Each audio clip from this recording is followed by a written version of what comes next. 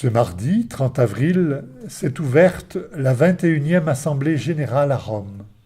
La veille, chaque délégué s'est présenté à l'aide d'un objet symbolique. De nombreux petits drapeaux nous rappellent que la SMA a fleuri sur les 4 continents.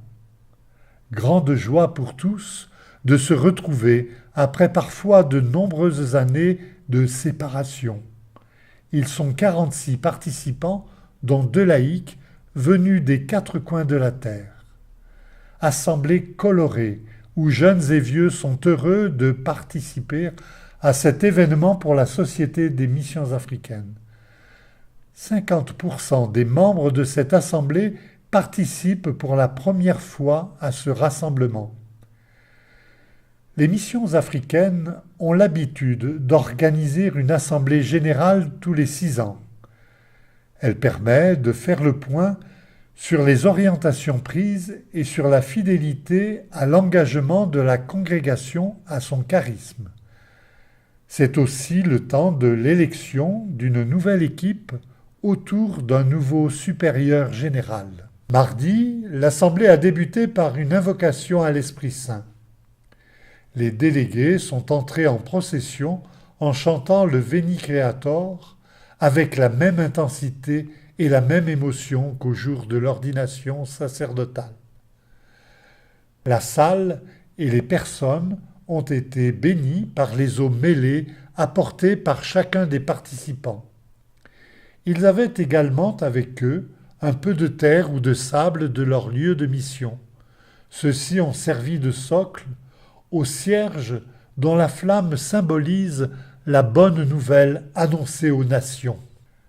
Dans son discours d'ouverture, le supérieur général, le père Farquhar O'Driscoll, a souhaité la bienvenue à chacun des délégués et les a invités à se lancer dans une nouvelle aventure avec comme thème pour cette assemblée une famille fidèle à son charisme missionnaire dans le contexte changeant et complexe d'aujourd'hui.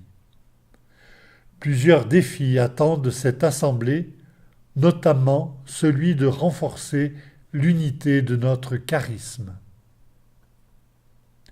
Un autre défi sera de maintenir ou même de renforcer notre charisme, d'être des missionnaires ad extra, ad gentes et ad vitam. J'espère que nous pourrons renforcer notre zèle apostolique. Je suis reconnaissant au père Bruno Simplicio, anciennement postulateur de la cause du fondateur, qui, au cours de ces dernières années, attire régulièrement notre attention sur le fait que nous sommes appelés par notre fondateur à faire simplement comme les apôtres. Garder cet objectif constamment à l'esprit nous aidera à devenir et à décider la manière dont nous vivons notre mission avec la plus grande fidélité aujourd'hui. Le cardinal Filoni, préfet de la Congrégation pour l'évangélisation des peuples, a rejoint l'Assemblée pour présider la messe d'ouverture. Une délégation des sœurs Notre-Dame des Apôtres, accompagnée de la nouvelle supérieure générale, s'est jointe à l'africaine. Dans son homélie, le cardinal a placé l'Assemblée sous la protection de Marie, la mère de Jésus.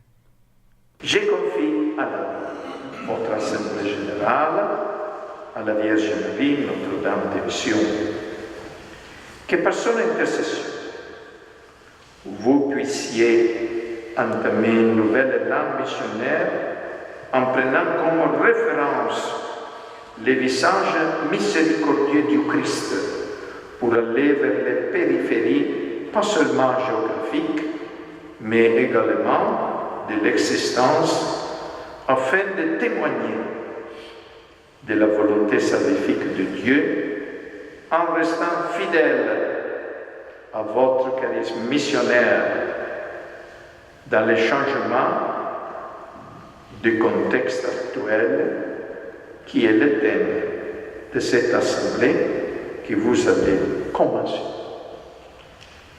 Alors, je m'associe à vous afin que cette société missionnaire pour l'Afrique retrouve enthousiasme renouvelé et joie.